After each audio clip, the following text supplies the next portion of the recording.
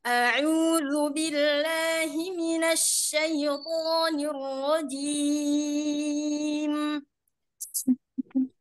بسم الله الرحمن الرحيم.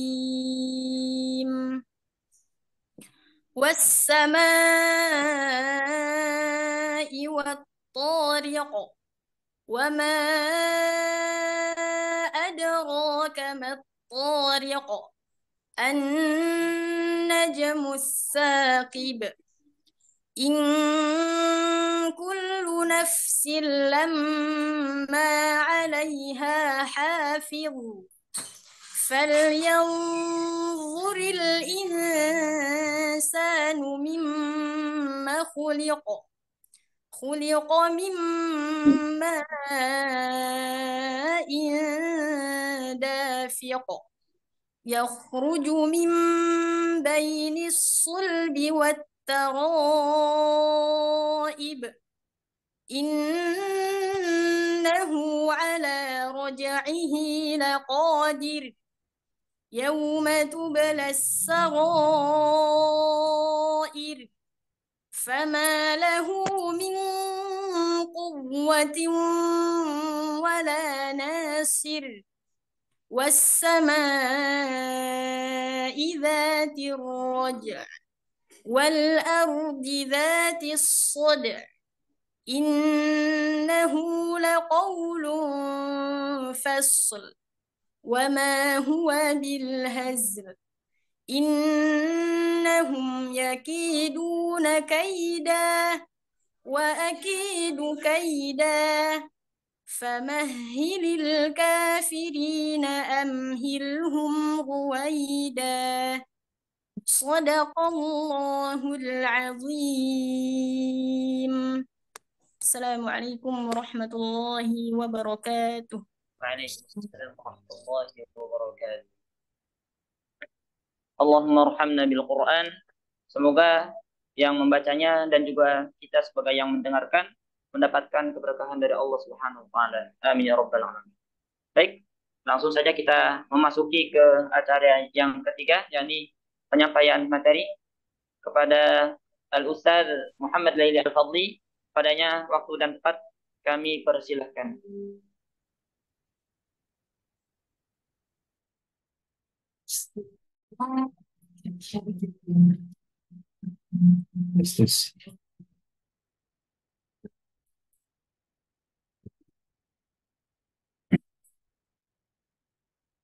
Bismillahirrahmanirrahim. Assalamualaikum warahmatullahi wabarakatuh. Alhamdulillahirabbil alamin wa bihi nasta'in ala umuri dunya wa din. Tsumma shalatu wassalamu ala sayyidina Muhammadin wa ala alihi wa sahbihi wa man tabi'al huda ila yaumiddin.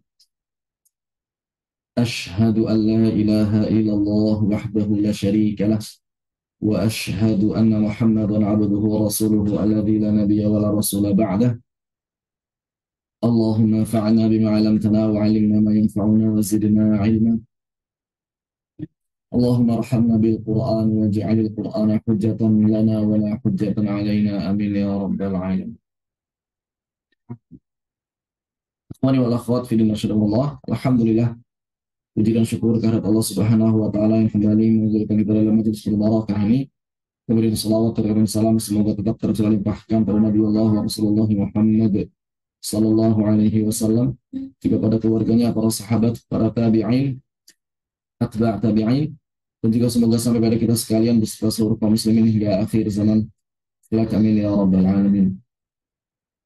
Baik, insyaallah kita akan melanjutkan program detik, di mana dalam kesempatan yang lalu kita telah menyelesaikan huruf shad, dan hari ini kita akan membahas atau membedah huruf wad. Dan ini sepertinya agak cukup panjang dibandingkan sebelumnya. Jadi afwan kalau misalnya nanti teorinya atau materinya lebih panjang dari biasanya sedikit. Huruf wad merupakan kekhasan bahasa Arab. Jadi menurut para ulama ahli bahasa, para ahli fonetik, mereka mengatakan bahwa huruf wad ini sering digunakan oleh orang-orang Arab, sedangkan bahasa di luar Arab itu kalaupun ada, maka penggunaannya jarang. Oleh karena itu, dikatakan bahwa lughatul Arab, lughatul wad. Jadi bahasa Arab itu bahasanya huruf dhad. Kenapa? Karena dalam bahasa Arab huruf dhad ini digunakan biasa saja, bukan bukan pada kata-kata tertentu saja, namun memang biasa digunakan dalam percakapan sehari-hari. Beda dengan sebagian bahasa yang lain yang kalaupun ada huruf dhad, itu penggunaannya tidak seintens dalam bahasa Arab. Bahkan menurut kebanyakan ulama, hampir dianggap tidak ada huruf yang seperti dhad pada bahasa-bahasa di luar bahasa Arab. Huruf dhad memiliki kemiripan suara dan kesamaan sifat dengan huruf dha. Secara teori seperti itu. Kenapa? Karena baik huruf dhad maupun huruf dha itu sama-sama memiliki sifat jahar, sama-sama memiliki sifat rakhawah, sama-sama memiliki sifat itbaqa. Ya. Perbedaannya apa? Perbedaannya yang pertama adalah makhraj. Itu yang pertama. Yang kedua adalah istitalah yang dimiliki oleh sifat istitalah yang dimiliki oleh huruf dhad. Makanya Al-Imam Ibnu Jazari rahimahullah ta'ala ketika ingin membedakan huruf dhad dengan huruf dha, maka beliau mengatakan dhad bi istitalatin wa makhraji mayyiz min adh-dha'i. Dan huruf dhad dengan perbedaan makhraj serta sifat istitalahnya bedakanlah dengan huruf dha. Jadi yang membedakan antara huruf dhad dengan huruf dha adalah makhraj dan istitalah. Berarti jaharnya sama, rikhwahnya sama, dan juga istitalahnya dan juga itbaqnya sama. Apabila huruf dhad berpindah makhrajnya ke ujung lidah, maka hilanglah istitalahnya dan suaranya akan menjadi huruf dha. Padahal mengubah satu huruf menjadi huruf yang lain merupakan kekeliruan yang dapat berpotensi mengubah makna. Maka hati-hati. Jangan sampai kita keliru mengucapkan huruf dhad menjadi huruf dha. Al-Imam Ibnu Jazari rahimahullah ta'ala dalam kitab An-Nasyar mengatakan bahwa tidak ada sebuah huruf yang begitu berat diucapkan oleh lisan yang semisal dengan huruf dhad. Sedangkan di sisi yang lain keadaan lisan setiap orang berbeda-beda dan tidak banyak yang sanggup membacanya dengan tahsin yang tepat. Maka di sini Al-Imam Ibnu Jazari ingin mengatakan pada kita berhati-hati saat mengucapkan huruf dhad. Kenapa? Karena beliau telah menyaksikan sendiri di masa beliau, kalau kita lihat di An-Nasyr, ada orang yang mengucapkan dhad menjadi dha. Ada orang yang mengucapkan dhad menjadi ta. Ada orang yang mengucapkan dhad mirip zai. Ada orang yang mengucapkan dhad menjadi dal tebal. Ada orang yang mengucapkan dhad menjadi lam tebal, dan lain sebagainya. Kenapa? Karena dari sisi makhrajnya saja, kalau kita lihat, dhad mirip sekali dengan lam pada satu sisi, dan mirip dengan ta pada sisi yang lain. Nanti akan kita lihat maksud mirip lam dan mirip ta lebih detailnya ketika kita sudah melihat gambar makhraj huruf dhad. Intinya ketika suara dialirkan di sisi lidah, lam itu kan suara mengalir di sisi lidah karena inhiraf ya. Ujung lidah nempel, lam. Kita berbicara lam dulu, ujung lidah nempel, suara mengalir di sisi lidah. Al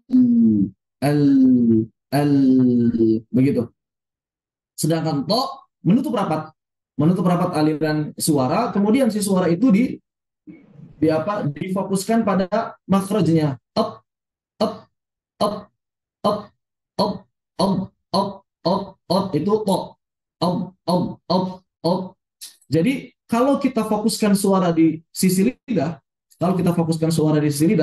maka dia akan sangat mirip dengan lam. Kalau kita fokuskan suara di ujung lidah, maka dia akan sangat mirip dengan to. Maka hati-hati. Jadi tadi di awal kita sudah memberikan peringatan jangan sampai mirip dha karena kesamaan sifat-sifatnya. Maka di sini lihat dari makhrajnya jangan sampai menjadi lam tebal, jangan sampai menjadi to, begitu. Terdapat sebuah perkataan yang disandarkan pada Nabi Shallallahu Alaihi Wasallam berkaitan dengan huruf dhad. Ana afsahu man nataqa bi dhad. Dan aku adalah orang yang paling fasih mengucapkan huruf dhad. Ini apakah benar hadis Nabi? Jawabannya bukan. Al-Imam Ibnu Jazari mengatakan bahwa riwayat ini tidak ada asalnya dan tidak sahih disandarkan pada Nabi Shallallahu Alaihi Wasallam. Jadi kita katakan ini bukan hadis atau hadis palsu. Palsu ya. Jadi bukan hadis. Maka jangan katakan ini hadis karena bukan hadis. Hadis palsu itu sama dengan bukan hadis. Menurut Ibnu Katsir maknanya benar tapi tidak ada asalnya. Maknanya benar bahwa Nabi Shallallahu Alaihi Wasallam adalah orang yang mengucapkan, orang yang paling pasti mengucapkan huruf dhad. Namun nggak ada asalnya, asal usul dari mana nggak jelas ini. Begitu. Ini adalah menurut Ibnu Katsir. Apakah benar Nabi adalah orang yang paling fasih mengucapkan huruf dhad? Ini kadang-kadang ada orang yang bertanya begitu. Ustaz, apakah benar Nabi itu orang yang paling fasih mengucapkan huruf dhad sebagaimana hadis ana afsahukum bil dhad? Maka jawabannya, Nabi itu bukan hanya orang yang paling fasih mengucapkan huruf dhad, namun beliau adalah orang yang paling fasih mengucapkan seluruh huruf hijaiyah. Jadi tidak butuh hadis ini lagi untuk menunjukkan bahwa Nabi itu memang orang yang paling fasih mengucapkan huruf hijaiyah. Kenapa? Karena memang kalaulah pada zaman itu ada orang yang bisa lebih fasih dari Nabi Shallallahu Alaihi Wasallam, pasti kenabian diberikan kepadanya, bukan pada Nabi kita Shallallahu Alaihi Wasallam. Salah satu alasan kenapa kemudian seorang Muhammad Shallallahu Alaihi Wasallam dipilih menjadi nabi, karena memang beliau telah dipersiapkan oleh Allah Subhanahu Wa Taala sejak kecil untuk bisa melafalkan Al-Quran bahasa Arab dengan bahasa yang paling fasih. Agar apa? Agar orang tidak keliru menyimak mendengar bacaan beliau. Begitu. Makanya Nabi SAW disioti dengan apa? Ketika membaca Al-Quran, mufassaratan harfan-harfa. Agar apa? Agar tidak keliru. Nabi mengucapkan dhad itu ya dhad tidak menjadi dha, tidak terdengar dha. Nabi mengucapkan dzal itu ya dzal tidak terdengar tha. Nabi mengucapkan kha ya kha tidak terdengar ghaib, tidak terdengar ha, tidak terdengar ha, dan lain sebagainya.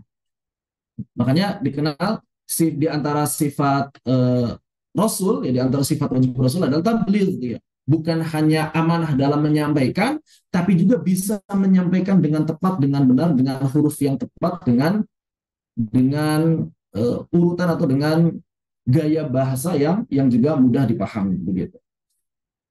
Berkaitan dengan huruf dhad di dalam salat, maka Al-Hafidz Ibnu Katsir dalam tafsirnya mengatakan, apabila seseorang belum mampu mengucapkan huruf dhad dengan sempurna, maka baginya boleh mengganti dengan huruf dha saat membaca surah Al-Fatihah. Jadi misalnya ada orang nggak bisa ghairil maghdubi alaihim waladdallin, maka kemudian dia boleh menggantinya dengan dha menurut fatwa Ibnu Katsir, ghairil maghdubi alaihim waladdallin.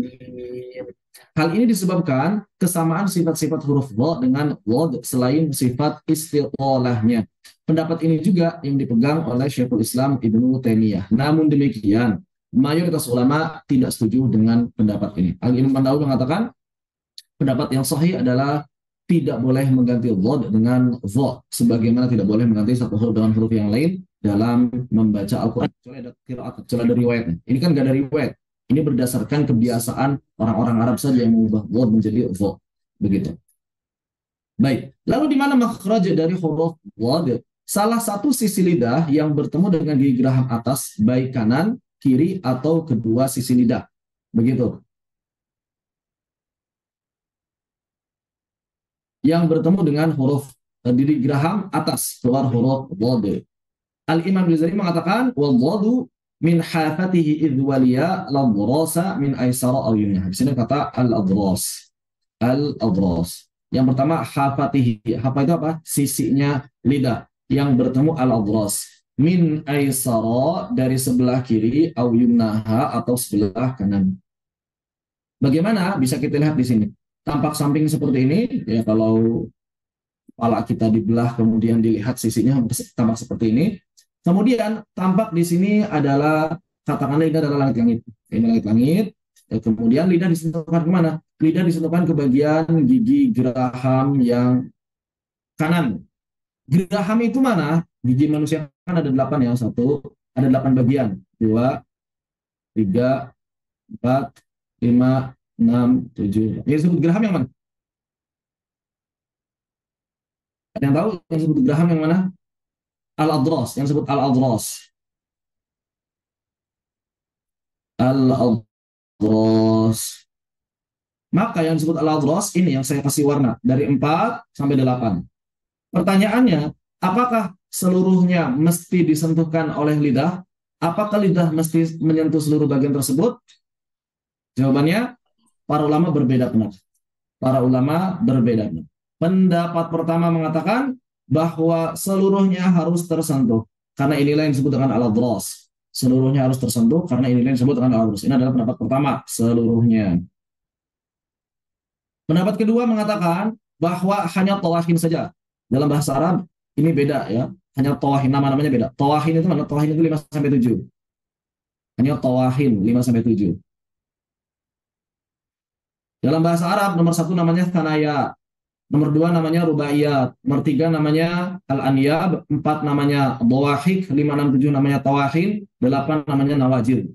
Gitu. Dalam bahasa Indonesia nomor 1 namanya gigi seri depan, nomor 2 gigi seri, nomor 3 gigi taring, 4 premolar 1, 5 premolar 2, 6 geraham 1, 7 geraham 2, 8 gigi bungsu atau geraham 3.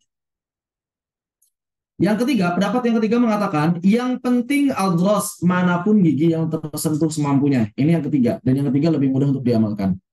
Pendapat yang ketiga lebih mudah untuk diamalkan karena pendapat yang ketiga ini mengatakan bagian gigi mana saja yang penting aldros begitu.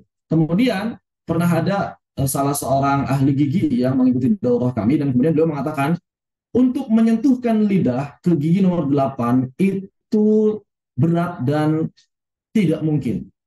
Jadi hampir tidak dimungkinkan kita menyentuhkan secara sempurna ke gigi nomor 8. Lidah itu itu berat sehingga nomor 8 bisa kita coret. Kenapa? Karena tidak memungkinkan untuk disentuhkan. Karena tidak memungkinkan untuk disentuhkan. Berdasarkan hitung-hitungan ahli kesehatan. Berdasarkan hitung-hitungan ahli kesehatan. Kalau memang kita bisa, silakan.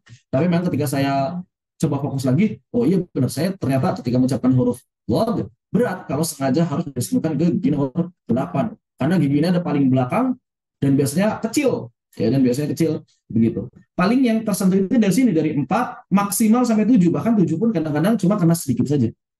Itu pun dari 4, itu yang sering itu dari 4 sampai 7. Maka tidak heran kalau misalnya ada pendapat yang mengatakan ini tawahin saja nomor 2. Sebagaimana dikutip oleh Mulla Ali Al-Qari dalam Minahul Fikriyah, beliau mengatakan sebagian ulama mengatakan bahwa al-adros di sini adalah at-tawahin bukan seluruh gigi geraham. Begitu ya. Jadi al-adros itu 4 sampai 8, bukan 5 sampai 7. Yang 5 sampai 7 itu adalah tawahin. Yang disebut al-adros adalah 4 sampai 8. Cuma di sini para ulama berbeda pendapat di mana al-adros yang dimaksud pada bait atau pada makhrajah huruf dhad. Kebanyakan ulama tidak membatasi, pokoknya al-adros gitu ya. Pokoknya al-adros. Sebagian ulama mengatakan apa? Seluruh al-adros harus tersentuh. Ini pendapat nomor pertama. Pendapat nomor kedua adalah tawahin saja 5, 6, 7. Ini adalah pendapat. Wallahu alam itu pendapatnya siapa? Karena Mulla Al-Qari enggak menyebutkan ulama yang mana. Cuma kalau Mulla Al-Qari mengatakan ya pokoknya al-adros ya, sama al-adros tidak masalah. Itu pilihannya Al-Qari dan pilihannya kebanyakan ulama. Dan itu lebih mudah untuk diamalkan. Pokoknya selama al-adros tidak masalah. Pokoknya selama al-adros tidak masalah mau nomor 4, 5, 6, 7 atau 6. Namun menurut ahli kesehatan kita akan tidak mungkin untuk menempelkan lidah ke gigi nomor 8. Begitu. Bagaimana dengan ujung lidahnya? Maka ujung lidahnya bisa kita di sini maka disentuhkan ke sekitar wilayah area gusi gigi seri atas kita. Di sekitar situ, walaupun tidak mesti karena itu nggak penting sebetulnya ya. Yang penting ujung lidah itu istilahnya nggak liar kemana-mana, maka disentuhkan ke langit-langit yang berhadapan dengannya. Apa itu ya? Gusi gigi seri atas kita. Baik, kita lihat dari sisi yang lain. Oh, ini berkaitan dengan penjelasan yang tadi saya sampaikan bahwa para ulama berbeda pendapat mengenai bagian lidah mana yang bersama dengan sisi lidah. Sebagian ulama menilai tawahin tadi pendapat yang tadi disebut nomor 2. Kemudian adros secara umum dari premolar 1 sampai 3. Yang kemudian di sini pun ada 2 pendapat. Apakah harus menyentuhkan semuanya atau bebas yang mana saja. Namun menurut ahli gigi berat bagi seorang untuk menentukan sisi lidah ke geraham 3. Sehingga yang paling memungkinkan hanya premolar 1 sampai geraham 2 seperti yang tadi telah disampaikan. Ini tampak dari sisi yang lain, maka sandaran ujung lidahnya adalah di sekitar gusi gigi seri atas. Area, saya tidak menyebutkan satu titik yang pasti karena memang tidak ada kepastian. Ya pokoknya lidah itu nyentuh secara normal, natural saja begitu. Dan itu adalah makhrajnya lam sebetulnya. Jadi ketika ujung sisi lidah ini menyentuh bagian tersebut, maka dia sebetulnya adalah makhraj huruf lam. Sehingga hati-hati, ketika sandaran di sisinya itu tidak kuat sebagai sumber suara, maka suara akan menjadi lam. Jadi kalau misalnya kita malah fokusnya di ujung lidah, lalu kemudian kita alirkan di sisi lidah, si suara, maka itu akan menjadi huruf lam. Kenapa? Karena sisi lidahnya belum menyentuh di bagian geraham. Kemudian hati-hati juga ketika kita terlalu memfokuskan suara di ujung lidah, ya malah kemudian dirapatkan si bagian sisinya itu terlalu rapat nempelnya, maka suara akan terhenti. Dan ini akan mirip sekali dengan huruf to nanti. Jadi hati-hati, ini benar ya, sisi lidahnya itu harus benar-benar hati-hati. Jangan sampai terlalu kuat menekan karena nanti mirip to, jangan sampai terlalu lemah karena nanti menjadi mirip lam. Kalau terlalu kuat, ini menjadi mirip to, begitu. Padahal sebagaimana telah kita sampaikan bersama ketika membahas sifat riqwah, bahwa yang namanya huruf-huruf riqwah itu makhrajnya tidak terkunci. Huruf-huruf riqwah makhrajnya tidak terkunci. Secara teori seperti itu, sebagaimana disebutkan oleh para ulama dalam kitab-kitab mereka. Makhrajnya di mana? Dhad. Makhrajnya adalah di sisi lidah. Bersentuhan dengan adras. Maka berarti tidak boleh terkunci. Kenapa? Karena kalau terkunci berarti dia akan mengubah huruf dhad yang asalnya riqwah menjadi syiddah. Begitu. Makanya tidak heran apabila kemudian hari ini begitu banyak orang yang mengucapkan dhad menjadi do. Ini adalah huruf to atau dal tebal. Do. Walad do. Kenapa? Karena yang menjadi sandaran pada akhirnya ujung lidah. Ya. Ketika lidah itu ditempelkan ke bagian geraham mau kiri mau kanan, kemudian ketika dilepas yang menjadi sandaran suara itu adalah ujung lidah. Walad, misalnya di sisi nih, walad. Tapi pas di to-nya ujung lidah walad to. Jangan sampai seperti itu. Ini hati-hati. Sedangkan apabila kemudian kita tidak menyentuhkan apa sisi lidah, maka suara menjadi lam. Walau. Ya begitu. Jadi ini mesti diperhatikan baik-baik, jangan sampai keliru mengucapkan huruf dhad. Begitu. Namun demikian, nah di sini ya, para ulama fonetik berpendapat bahwa kebanyakan orang-orang Arab hari ini, yang kita saksikan hari ini, yang kita dengar hari ini, tidak mengeluarkan huruf dhad dari sisi lidah, dan inilah kenyataannya, melainkan mengeluarkannya dari ujung lidah sebagaimana huruf to, dal, dan ta. Kenapa? Karena beratnya mengucapkan huruf dhad dari sisi lidah. Mereka mengatakan bahwa huruf dhad hari ini merupakan versi tebal dari huruf dal. Padahal aslinya versi tebal dari huruf dal adalah huruf to. Sifatnya sama-sama syiddah, sifatnya sama-sama qalqalah, sifatnya sama-sama jahar. Yang beda apa? Tebal tipisnya. Jadi sebetulnya huruf to mestinya suaranya mirip dal, bukan mirip ta. Huruf to suaranya mirip dal, bukan mirip ta. Namun gara-gara si dhad ini dipindahkan makhrajnya ke ujung lidah, akhirnya suara dhad menjadi huruf to. Terus to-nya diapain? Kan jadi sama tuh dhad dengan to. Maka to-nya supaya beda dihamskan. Itulah yang terjadi oleh kebanyakan orang-orang hari ini. Sehingga dhad menjadi dal tebal, to menjadi ta tebal. Dan ini yang diamalkan oleh kebanyakan manusia hari ini. Dhad-nya menjadi dal tebal, to-nya menjadi ta tebal. To, itu kan banyak orang auzubillahi minasyaitonirrajim. Begitu. Dr. Nasaruddin Idris Jauhar dalam kitab Ilmul Aswat beliau mengatakan al-dhadu sautun dzalqiyun asnaniyun lathawiyun infijariyun majhurun mutabaqun, bahwa huruf dhad itu adalah huruf apico-alveodental. Apico-alveodental ini. Apico-alveodental. Apa maksudnya? Maksudnya adalah huruf yang dikeluarkan dari ujung lidah yang bertemu pangkal gigi seri atas. Jadi sama dengan huruf to. Itulah yang diucapkan oleh orang-orang Arab hari ini. Kok bisa-bisanya di kitab Ilmul Aswad, jadi bukan cuma satu kitab, seluruh kitab Ilmul Aswad hari ini mengatakan seperti ini. Kok bisa-bisanya sih para ulama fonetik mengatakan bahwa dhad yang diucapkan orang-orang Arab seperti itu? Karena mereka meneliti, mengamati. Itulah hasil penelitian dan pengamatan para ahli fonetik hari ini. Bahkan mereka mengatakan huruf dhad yang disebutkan dalam kitab-kitab tajwid dan juga kitab-kitab qiraat itu tidak ada. Jadi mana pengamalannya huruf dhad yang disebutkan kita kaji dalam kitab-kitab qiraat itu tidak ada menurut mereka.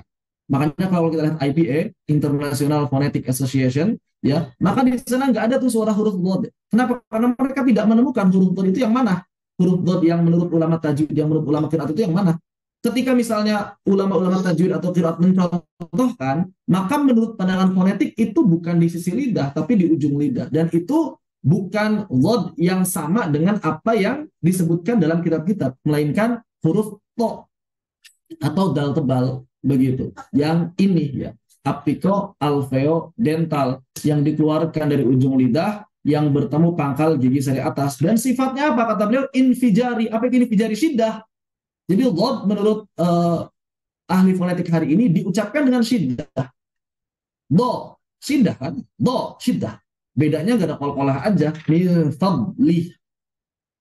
Bedanya dengan huruf syiddah yang lain. Tapi dari sisi terhambat atau tidak aliran suara terhambat. Kenapa? Karena memang aliran suara ditutup. Di kanan ditutup, di kiri ditutup, di depan ditutup.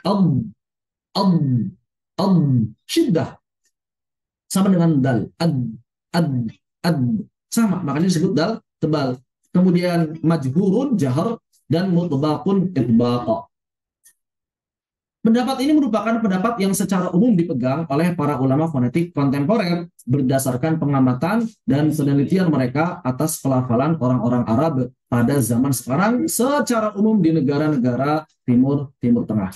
Bahkan menurut Dr. Ghanim Qadduri Al-Hamad, masalah memindahkan dhad menjadi dal tebal itu bukan terjadi di tengah-tengah orang-orang Arab yang awam begitu. Bahkan beliau mengatakan bahwa itu memang dilakukan oleh para ulama dan juga para penuntut ilmu begitu. Begitu. Makanya tidak heran apabila para ulama fonetik faja'ala makhraja dhadi min makhrajit ta'i wa dali wa ta'i bina'an ala nutqi katsirin minal qura'i fi zamanina. Perhatikan ya, bahwa beliau mengatakan para ulama fonetik menjadikan huruf dhad ya, menyatakan bahwa huruf dhad ini dikeluarkan dari apa? Dari makhrajat ta, dari makhrajat dal, dari makhrajat dha. Kenapa? Atas dasar apa? Para ulama fonetik mengatakan bahwa huruf dhad itu dikeluarkan dari ujung lidah. Binaan ala nutqi katsirin minal qura'i fi zamanina. Ternyata berangkat dari kebanyakan para ahli qiraat yang mengucapkan di zaman sekarang. Jadi zaman sekarang itu telah berpindah yang asalnya mestinya di sisi lidah menjadi di ujung lidah, yang asalnya rifwah menjadi syiddah, dan ini tidak bisa dibantah secara teori. Makanya tidak heran mungkin di antara kita ada yang bertanya-tanya, kenapa huruf dhad masuk rakhawah padahal secara pelafalan mirip syiddah? Ya karena memang secara pelafalan hari ini orang-orang mengucapkannya dengan syiddah. Bukan hanya orang-orang awamnya, tapi juga para ahli qiraatnya. Sebagian disebutkan, dan ini diakui oleh Dr. Ghanim Qadduri Al-Hamad, ahli qiraat sekaligus ahli fonetik begitu ya. Jauh sebelum itu, permasalahan kefasihan huruf dhad memang menjadi masalah.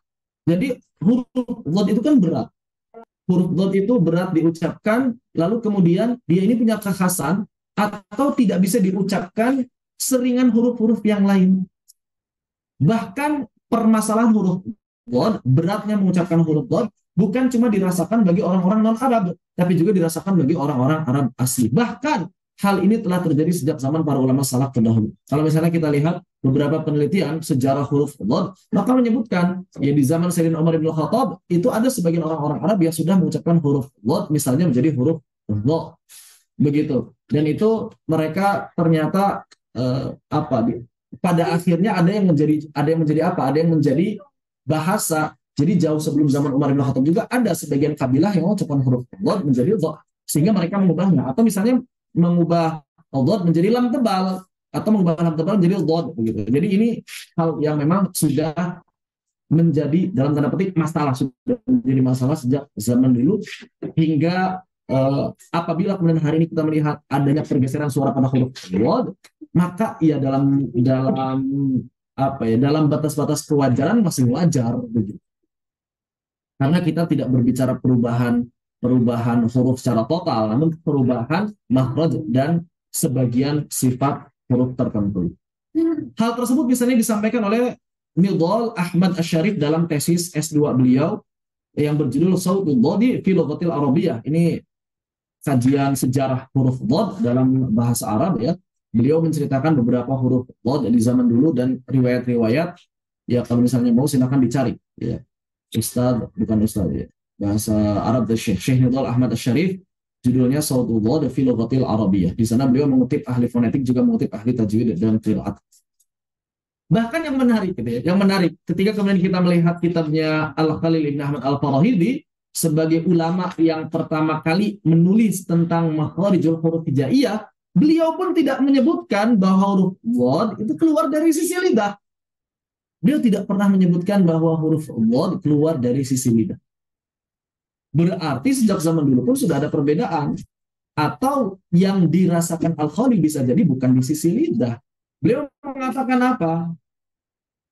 Dalam kitab Al-Ain, Al-Khalil Ibn Al-Farahidi mengatakan summal jinu wasyinu wadhadu fi hayyizin wahid. Kemudian huruf jim, huruf shin, dan huruf dhad keluar dari satu tempat yang sama. Bisa dibayangkan bagaimana cara mengeluarkannya? Jim, shin, dan dhad keluar dari tempat yang sama. Kenapa ya nggak disebutkan? Karena menurut beliau ya itu masuknya hawaiyah. Ya alif dan ya alif waw dan hamzah itu hawaiyah. Jauh, begitu. Beliau mengatakan bahwa jim, shin, dan dhad itu keluar dari satu tempat yang sama. Berarti mengucapkannya bagaimana? Ja, sya, ya tinggal di analogikan saja. Sya, ja, do. Berarti kan begitu ya. Do. Berarti kan seperti itu kurang lebih. Tapi apakah benar itu Allah Ta'ala, karena kita nggak punya rekaman bacaan atau rekaman pelafalan Al-Imam Al-Khalil Ibn Al-Farahidi. Namun beliau merekam dari sisi teorinya seperti itu. Jin, shin, dan dhad itu keluar dari tempat yang sama. Beliau melanjutkan wal jin wa shin wa dhad syajariyah li'anna mabda'aha min syajaril fami ay mafradil fam. Huruf jin, huruf shin, dan huruf dhad itu disebut dengan lakobnya syajariyah. Kenapa disebut syajariyah? Karena memang tempat keluarnya bermula dari syajarnya mulut. Apa itu? Rongga mulut. Jadi kalau ini adalah rongga mulut, maka dia tempat keluarnya daerah situ. Begitu. Ya. Makanya kalau para ulama fonetik nggak sepakat. Kalau memang dhodnya adalah ahli qiraat, ya bukan syajariyah, tapi jambiyah, karena di samping.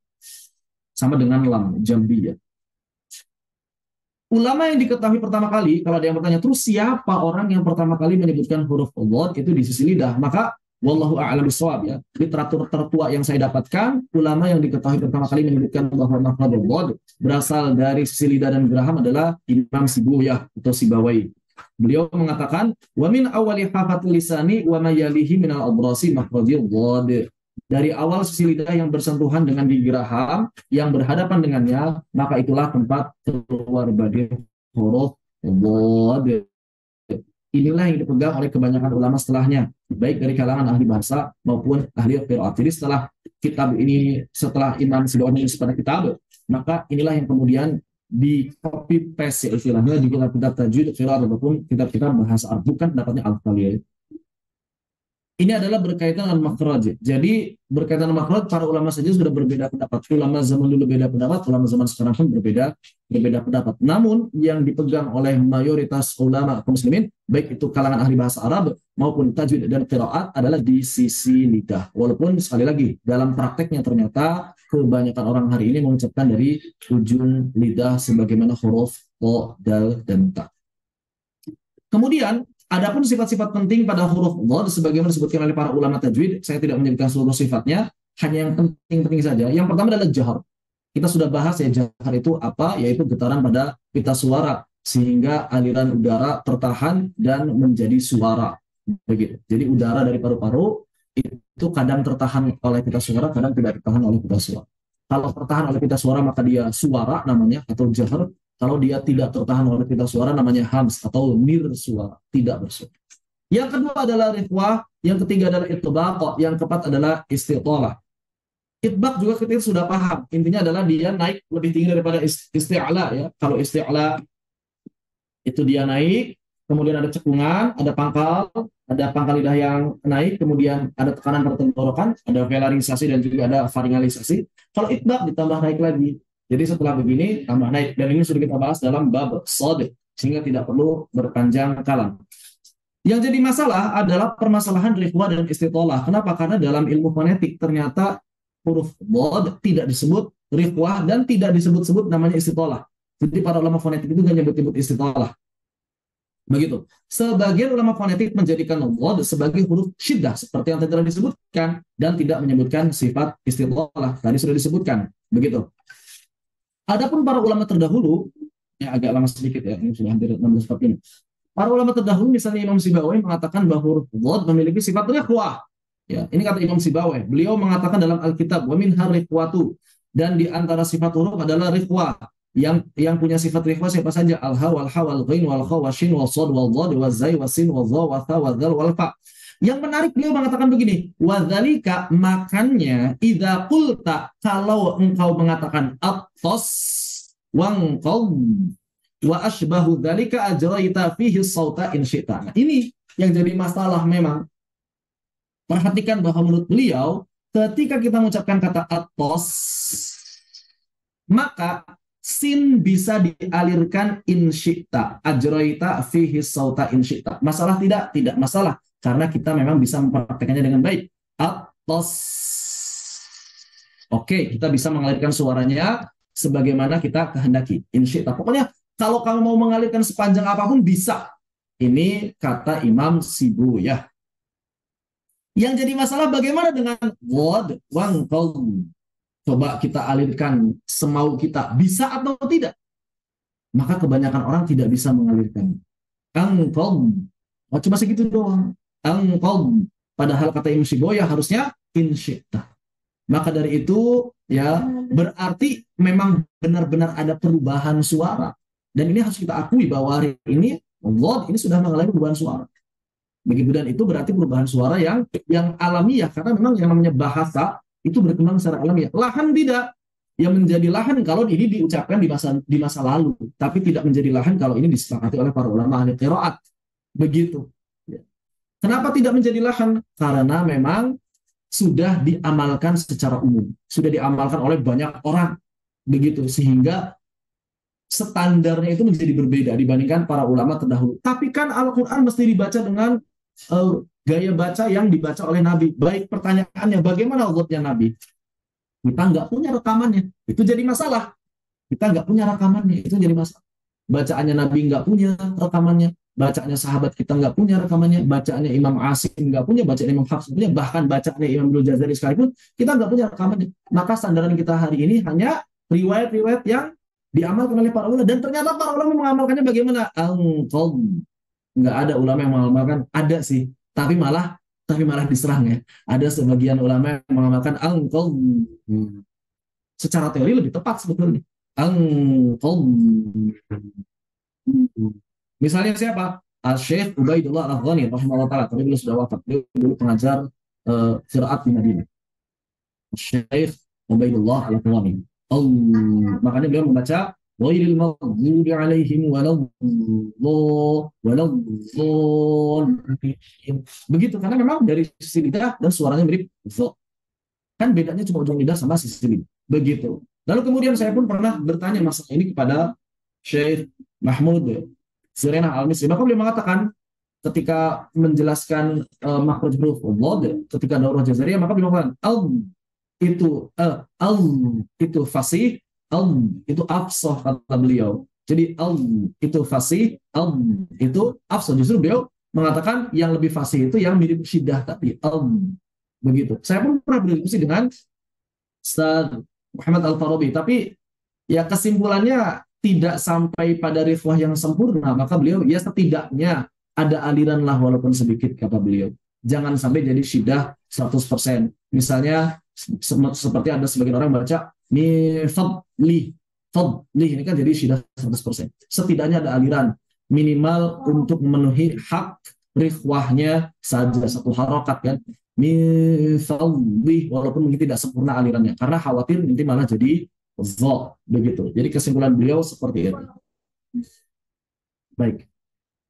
Pendapat tersebut juga diikuti oleh Ibnu Jini dari kalangan ahli nahwu dan juga para ulama ahli qiraat seperti Imam Maki, Abu Amr Adili, dan Ibnu Jazari. Jadi mereka sepakat bahwa secara teori yang namanya huruf dhad itu mengandung riwayah, begitu. Sedangkan para ulama fonetik kontemporer menyatakan bahwa huruf dhad yang diamalkan hari ini bersifat syiddah, bukan rifwah. Seperti yang tadi telah disebutkan, dan ini kami ulang kutipan dari Dr. Nasaruddin Idris Jauhar, bahwa huruf dhad bersifat infijari. Apa itu infijari? Infijari artinya syiddah. Jadi kalau misalnya kita melihat kitab-kitab tajwid mengatakan infijari artinya syiddah. Jangan diartikan ke yang lain. Infijari itu syiddah. Jadi dalam bahasa tajwid syiddah, dalam bahasa fonetik infijari. Karena ada orang yang mengatakan infijari itu pecah. Jadi huruf jim itu kan infijari. Jim itu kan syiddah ya. Jim itu syiddah. Maka mereka mengatakan, oh jim itu infijari. Jadi suaranya harus syua, pecah gitu. Enggak paham infijari, jadi ngarang-ngarang sendiri. Inilah yang dipegang oleh para ulama fonetik kontemporer seperti Dr. Ibrahim Anis, Dr. Kamal Muhammad Bishir, dan selain mereka dari para ulama fonetik. Mereka mengatakan huruf dhad secara sifatnya syiddah yang diamalkan hari ini. Bahkan Dr. Ghanim Qadduri Al-Hamad dalam catatan nomor 2 mengatakan bahwa dhad ini juga diamalkan para ahli qiraat sekarang. Al-dhadu fi nutqi jumhuri mujidil qiraati zamanina sautun syadid. Dan ini harus kita akui. Jangan sampai, oh enggak kok rifwah kok. Inilah rifwahnya dhad. Jangan sampai denial, tapi enggak cocok dengan teori begitu. Kan sebagian orang kadang-kadang begitu. Ya inilah rifwahnya dhad. Ya enggak, kalau memang seperti itu namanya syiddah begitu. Jadi nggak usah denial, nggak usah menyangkal bahwa kebanyakan ahli qiraat hari ini mengamalkan dhadnya itu adalah syiddah, dan ini diakui oleh Dr. Ghanim Qadduri Al-Hamad. Mau membantah beliau, mau membantah para ulama fonetik yang banyak sekali jumlahnya, ya begitu. Jadi kadang-kadang ada sebagian ulama tajwid atau ulama qiraat yang denial, menyangkal. Enggak kok, ini rifwahnya seperti apa ya? Inilah rifwahnya dhad yang berbeda. Jadi secara teori ngejelasin rifwah, tapi secara praktek malah nggak tampak rifwahnya begitu. Maka akui saja bahwa hari ini memang kebanyakan ulama kita mengamalkannya dengan syiddah begitu. Mendingan lebih baik diakui seperti itu. Bahkan saya pernah bertanya, saya nggak menyebut nama syekhnya ya, karena aib menurut saya. Saya pernah nanya, ya syekh, tolong karakter rifwahnya dhad itu seperti apa? Saya pengen tahu, contohkan. Beliau malah bilang gini, kok antum ngomongin rifwahnya dhad itu sifatnya istitolah bukan rifwah. Jadi saya malah jadi bingung. Wah, ahli qiraat aja nggak paham begitu ya. Jadi beliau sendiri mungkin bingung gimana rifwahnya dhad. Tapi beliau kemudian menyangkalnya bukan ini ya. Inilah yang membuktikan bahwa ternyata nggak semua ahli qiraat itu mahir tajwid. Bahkan ketika saya tanya rifwahnya dhad, dia malah bilang dhad itu nggak punya rifwah, dhad itu sifat istitolah. Jadi nggak semua ahli qiraat. Syekh, orang Timur Tengah bukan orang Indonesia. Saya nanya waktu itu. Ya. Allahu a'lam bissawab. Dan huruf dhad yang syiddah ini sebetulnya sudah tersebar sejak lama. Jadi bukan baru sekarang. Hal ini ditunjukkan oleh siapa? Misalnya oleh Ibnu Sina dalam kitab Asbabu Hurufil Huruf yang menyatakan bahwa huruf dhad menurut salah satu pendapat bersifat syiddah. Beliau mengatakan wal huruful mufradah yal ba'u wa ta wal jim wa dal wa dhadu fi wajhin wa ta'u wal qaf wal kaf. Huruf-huruf mufradah, huruf-huruf yang suaranya tidak mengalir, huruf syiddah bahasa kita. Jadi syiddah bisa disebut huruf syiddah, bisa disebut huruf infijari, bisa disebut huruf mufradah kalau pakai istilahnya Ibnu Sina. Dia mengatakan huruf mufradah itu adalah ba, ta, jim, dal, dhad menurut salah satu pendapat. Jadi ternyata di zaman Ibnu Sina saja dhad itu sudah ada dua, ada dhad yang syiddah, ada dhad yang rifwah. Menurut salah satu pendapat dhad itu adalah tidak mengalir suaranya. Jadi sudah ada sejak lama. Begitu ya, dhad yang tidak mengalir ini. Lalu bagaimana kemudian kok zaman sekarang kita hampir tidak bisa mendengarkan bacaan para ulama al-qiraat yang benar-benar mengalirkan suara huruf dhad. Apa masalahnya? Maka ya, ini menurut Imam Makki bin Abi Thalib adalah kelalaian sebagian ilmu bahkan ahli qiraat dalam permasalahan ini. Jadi memang ulama-ulama zaman dulu itu bukan lalai mungkin ya. Cuma bahasa beliau lalai. Tapi kalau saya melihatnya toleransinya terlalu tinggi untuk huruf dhad. Jadi ulama zaman dulu, ilmu zaman dulu itu toleransinya terlalu tinggi untuk huruf dhad sehingga mereka seakan-akan ya sudahlah pakai dhad yang kedua juga nggak apa-apa, pakai dhad yang syiddah pun mungkin pada akhirnya tidak apa-apa akhirnya. Maka beliau mengatakan dalam kitab Ar-Ri'ayah, "Fala budda lahu min at-tahaffudhi bi lafdhi dhad haitsu waqa'at fahuwa amrun yuqassiru fihi aktsaru man ra'aitu minal qura'i wal a'immati li su'ubatihi 'ala man lam yadrab fihi." Maka sudah sepatutnya bagi kita untuk senantiasa menjaga lafal huruf dhad ya dimanapun ia berada. Kenapa? Karena perkara ini merupakan perkara yang diabaikan oleh kebanyakan orang-orang, dan aku telah memperhatikan hal ini kebanyakan diabaikan oleh para qari dan juga para imam. begitu. Bahkan bukan hanya para qori, tapi para imamnya, berarti para guru-gurunya.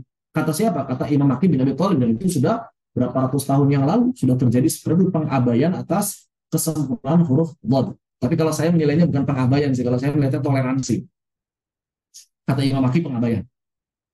Selain beratnya pelafalan huruf dhad yang fasih, juga disebabkan kebiasaan orang-orang Mesir yang mengucapkan huruf dhad menjadi huruf dal tebal, sehingga huruf dhad menjadi serupa dengan huruf to, seperti yang tadi dibahas di awal. Kemudian mereka mengucapkan to dengan hams dan menjadi tak tebal. Jadi dhadnya menjadi dal tebal, to-nya menjadi tak tebal.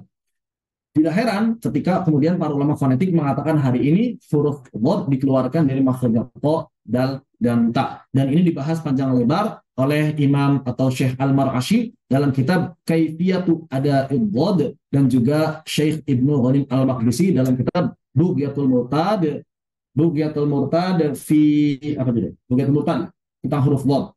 Bughyatul Murtad. Jadi dua kitab itu yang menjelaskan bagaimana huruf dhad itu banyak berubah di kalangan awal, itu di kalangan para qori di Mesir. Begitu. Adapun berkaitan dengan ini tadi berkaitan dengan rifwah ya, jadi paham ya. Jadi rifwahnya dhad itu ya harusnya secara teori ada. Namun ternyata kita harus mengakui bahwa hari ini jarang orang yang menyempurnakan rifwahnya dhad, bahkan kebanyakan mereka mengubahnya menjadi syiddah. Kemudian berkaitan dengan istitolah. Apa itu istitolah? Di sini pun ada perbedaan pendapat di kalangan para ulama ahli qiraat. Ulama fonetik nggak pernah nyebutin istilah istitolah. Terus apa arti istitolah? Maka banyak sekali perbedaan pendapat, ya.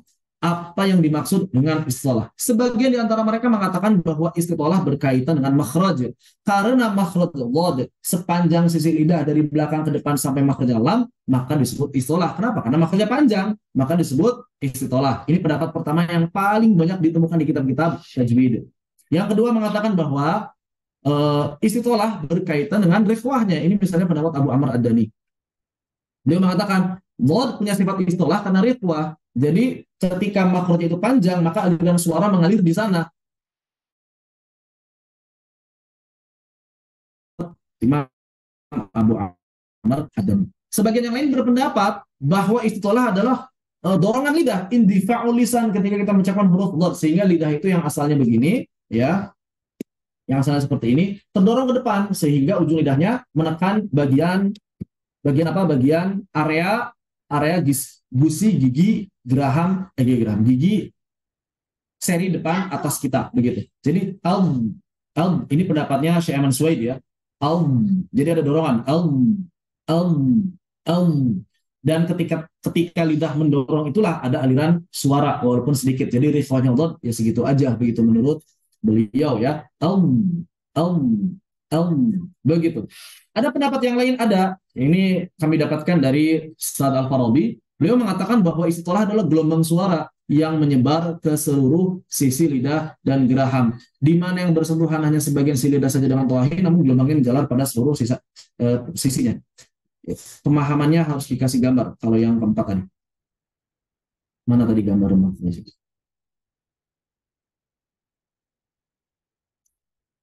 Nah, jadi begini. Tadi kan kita sampaikan bahwa sebagian ulama menilai huruf dhad dikeluarkan dari tawahin saja, 4, 5, 6, 7 yang biru pekat ini ya. Nah, menurut Syekh Muhammad Al-Farabi begitu. Jadi beliau memilih pendapat tersebut bahwa secara makhraj lidah yang tersebut sempurna adalah di sini saja.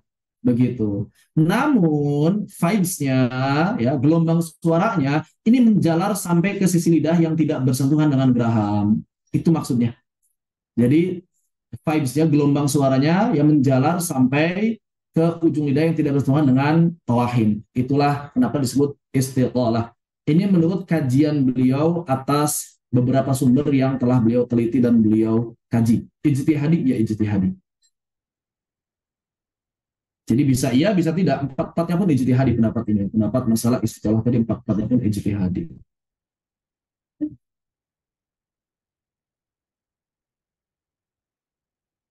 Baik.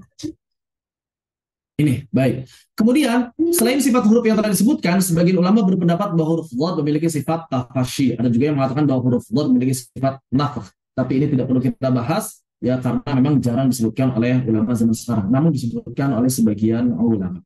Baik. Kemudian, bagaimana dhad yang mesti kita amalkan sekarang? Maka Syekh Ibnu Qayyim Al-Maqdisi mengatakan dalam kitab Yudhul Muqtad, siapa saja mengucapkan huruf dhad dari makhrajnya yang khusus dengan sifat-sifat tersendiri, maka inilah lafal dhad yang paling tinggi dan fasih. Bagaimana lafal ini? Wallahu a'lam bishawab, yang mana yang dhad yang paling fasih. Namun beliau mengatakan ada lagi level rendahnya. Siapa? Yaitu mereka yang mengucapkan dhad mirip dha. Suaranya dhad tapi mirip dha. Ada lagi yang lebih rendah. Siapa itu? Mereka yang mengucapkan dhad dengan dha murni. Begitu. Ada lagi yang lebih rendah. Siapa itu? Mereka yang mengucapkan dhad bercampur zai. Seperti apa suaranya? Wallahu a'lam. Ada lagi yang lebih rendah. Mereka yang mengucapkan dhad bercampur dengan lam tebal. Dan menurut beliau yang level dhad paling rendah adalah dhad yang mirip to. Jadi dhad zaman sekarang menurut beliau ini adalah dhad yang paling levelnya paling rendah. Tapi saya sendiri berbeda pandangan. Kalaupun kemudian kita tidak bisa mengucapkan huruf dhad yang paling fasih di sini, begitu ya. Kalau kita tidak bisa mengucapkan huruf dhad yang paling fasih, ya sudah. Berarti tidak masalah kalau mau mengucapkan huruf dhad yang mirip dha. Atau yang ketiga, ya tadi dhad ta'iyah yang banyak diamalkan ulama zaman sekarang. Jadi saya menilai ini adalah level ketiga, bukan level terakhir. Saya pribadi. Ya. Kenapa? Karena saya berpandangan bahwa itulah yang banyak diamalkan hari ini. Jadi sudah menjadi ijma' baru bahwa itu boleh. Begitu. Ya, sudah menjadi kesepakatan para ulama bahwa itu boleh. Dan ijma' itu kan bagian dari syariat Islam, bagian dari hukum Islam. Begitu. Allahu a'lam bishawab.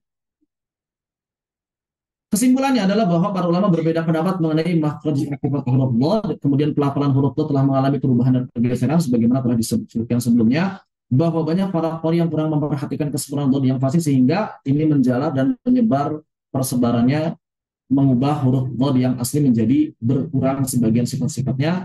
Kemudian bahwa kebanyakan ulama qiraat hari ini melafalkannya dengan dhad yang mirip to, dan ini sudah kita bahas juga, bahwa sebagian ulama mengatakan dhad yang mirip dha itu lebih baik daripada dhad yang mirip tha. Ini juga disampaikan oleh Syekh Al-Mar'ashi. Jadi kalau misalnya level dhad itu ada 3, maka yang pertama adalah dhad yang paling fasih. Yang kita atau yang saya pribadi belum tahu bentuk dhad yang paling fasih seperti apa, dhadnya Nabi seperti apa, wallahu a'lam bishawab. Kemudian kalau tidak bisa maka silakan mengucapkan dhad yang sesuai dengan teori pada kitab-kitab. Dari fuahnya jelas, istitolahnya, ada itibaqnya, ada jaharnya, maka silakan amalkan itu. Kalau tidak bisa bagaimana? Maka silakan di level ketiga, apa itu? Dhad yang mirip to atau dhad to, ya bukan to 100%, tapi dhad yang rifwahnya berkurang, begitu ya. Intinya seperti itu. Baik, beberapa keliruan saat mengucapkan huruf dhad. Yang pertama, memindahkan makhrajnya ke ujung lidah yang menjadi to atau menjadi dha, kemudian mengubahnya menjadi to, dha, lam tebal, dal tebal atau lain sebagainya, memantulkannya saat sukun. Ini yang sering terjadi juga. Misalnya min fadlih dibaca min fadlih, ya, memanjangkan suaranya saat bertasydid dan mengira itu istitolah atau menganggap itu istitolah. Misalnya waladhdallin, ada sebagian orang baca walad, nggak ada. Panjang tasdidnya dhad sama dengan panjang tasdidnya lam, sama dengan panjang tasdidnya shin, sama. Satu harokat saja. Tidak seperti gunah yang memanjang menjadi 2 harokat. Berlebihan dalam mengucapkannya. Ada sebagian orang karena dhad itu susah, ya sampai ada sebagian orang kalau mengucapkan walau nggak seperti itu, malah jadi dalam, malah jadi apa, kadang-kadang saya muncat begitu ya. Tidak harus seperti itu. Kita ucapkan saja semampunya, sesuai dengan teori ada, sesuai dengan teori yang dituliskan oleh para ulama, sesuai dengan praktek yang diajarkan oleh guru-guru kita. Seperti itu. Maka demikianlah huruf dhad kita ucapkan. Jadi kalau misalnya contoh, adapun yang saya praktekkan seperti ini, wallahu taala alam, saya pun tidak tahu dhad saya ini versi yang mana kalau menurut pandangannya Ibnu Qayyim Al-Maqdisi ataupun Al-Mar'ashi. Tapi inilah yang kami talakikan. Intinya kesimpulannya begini, jangan sampai menjadi dha, yang pertama, jangan sampai menjadi dha sempurna. Kemudian yang kedua, jangan sampai menjadi syiddah sempurna. Jadi kalau saya pribadi 2 poin itu aja, ya. Jangan sampai menjadi dha sempurna, jangan sampai menjadi syiddah sempurna. Maka kurangi unsur-unsur to, kurangi unsur-unsur dal. Karena saya yakin untuk jadi dha jarang orang yang mengucapkan dha menjadi huruf dha hari ini jarang. Kekeliruan yang terjadi di mana? Kekeliruan sendiri adalah mengubahnya menjadi dal tebal atau to. Maka mulai sekarang kurangi unsur-unsur to, kurangi unsur-unsur dal pada huruf dhad. Kenapa? Karena khawatirnya ya ini malah kemudian ya benar-benar seperti dhadnya orang-orang awam gitu. Jangan sampai seperti itu. Kita berusaha untuk membaca dhad semurni mungkin, Walaupun kita tidak tahu bagaimana pelafalan huruf dhodnya Nabi Shallallahu Alaihi Wasallam, namun kita tetap konsisten di atas rel atau track diroyah kajian teoritis yang telah ditetapkan oleh para ulama bahwa dhod itu rifwah, ya minimal adalah sedikit rifwahnya, jangan sampai hilang sama sekali. Walau ya minimal ada aliran walau minimal segitu, minimal. Kalau memang mau dialirkan sedikit lagi pun saya berpandangan tidak masalah. Misalnya ada orang yang mengucapkan walau maka saya berpandangan tidak masalah selama makhrajnya bukan di ujung lidah. Saya pribadi, ini pandangan saya pribadi ya, begitu ya. Daripada ada orang yang mengucapkan untuk begini walau to, nah itu justru lebih bermasalah dibandingkan walau. Jadi saya pribadi menganggap bahwa mengucapkan walau menjadi walau itu lebih baik daripada mengucapkan walau menjadi walau do. Kalau bisa pertengahan itu lebih bagus lagi. Walau. Jadi jangan ketika keluar harokat itu jangan begini. Walau.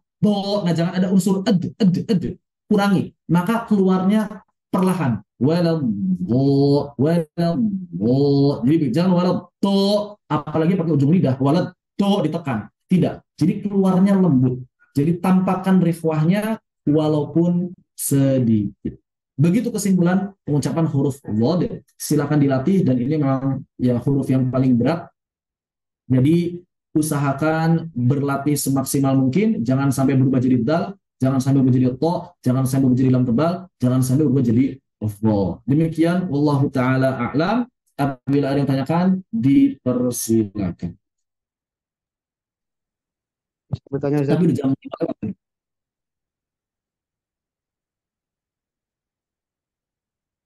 Ininya mana MC-nya? Ada tanya jawab atau enggak?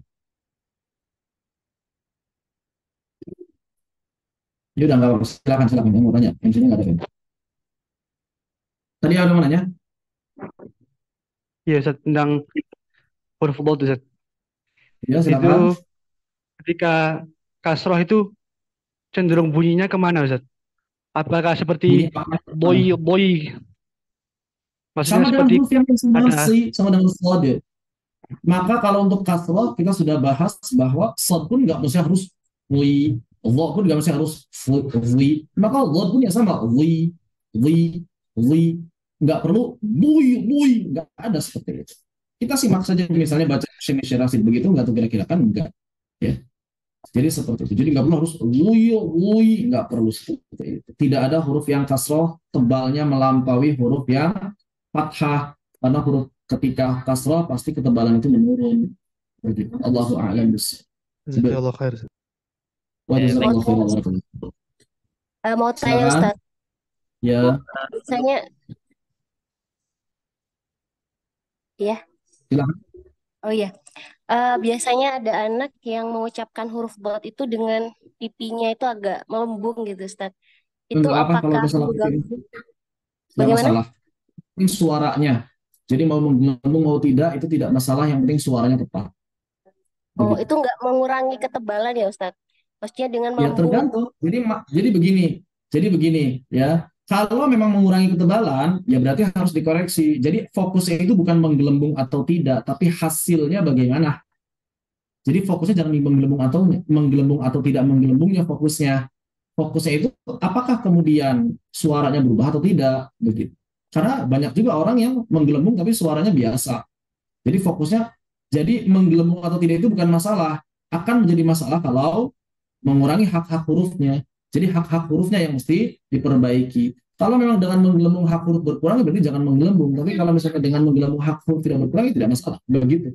Ya. Oh, kalau Seperti dengan itu. monyong berarti Gimana? nggak boleh. Kalau monyong berarti Gimana? nggak bisa ditolerir ya Ustaz. Kalau monyong. Kalau monyong mah dhammah, nggak bisa. Dia sudah hukum baru. Karena harokat itu adalah sifat aridoh. Jadi dia sudah menambahkan sifat aridoh yang baru kalau dhammah. Begitu. Oh, ya. Jadi kalau Syukron dhammah itu jazakallah. sifat aridoh, maka tidak boleh. Mungkin untuk pertanyaan dicukupkan untuk bagi Baik. peserta yang bertanya.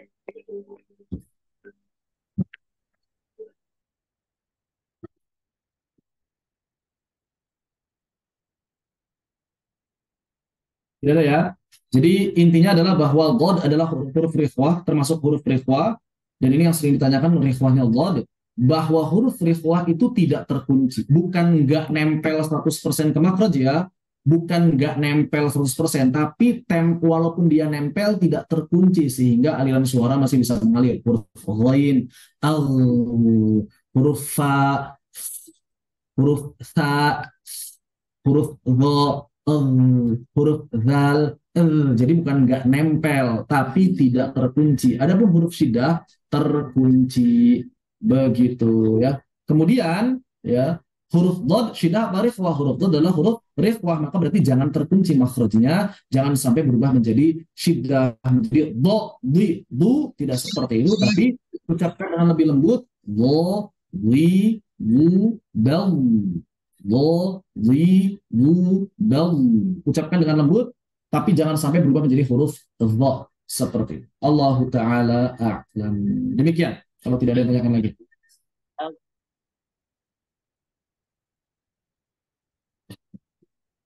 Kalau tidak ada berarti kita cukupkan sampai di sini ya. Tinggal latihannya. Barakallahu fiikum. Alhamdulillahirabbil alamin. Wassalamualaikum warahmatullahi wabarakatuh. Waalaikumsalam warahmatullahi wabarakatuh.